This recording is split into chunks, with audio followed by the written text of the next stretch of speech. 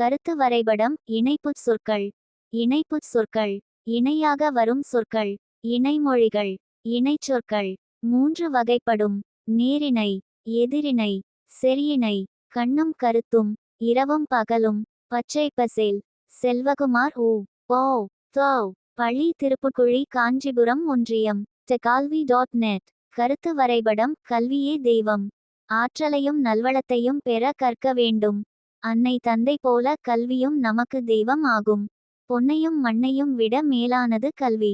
நமக்கு புகழை தருவது கல்வி. கல்வியால் வெற்றி கிட்டும். புகழ் தோன்றும். விண்ணையும் அளக்கலாம். நம்மை விடியலாய் எழச் செய்யும். வலிமையை சேர்க்கும். கல்வியின் சிறப்புகள். நெஞ்சில் நிற்கும் வகையில் அனைத்தையும் கற்க வேண்டும். கல்வியால் நன்மையும் மென்மையும் நல்லருளும் நம்மை நெருங்கி வரும். அவ்வாறான கல்வியை குற்றம் நீங்கி கற்க வேண்டும். செல்வகுமார் உ. ஓ. தோ. பள்ளி திருப்புக்குழி காஞ்சிபுரம் ஒன்றியம். கருத்து வரைபடம். நீதியை நிலைநாட்டிய சிலம்பு.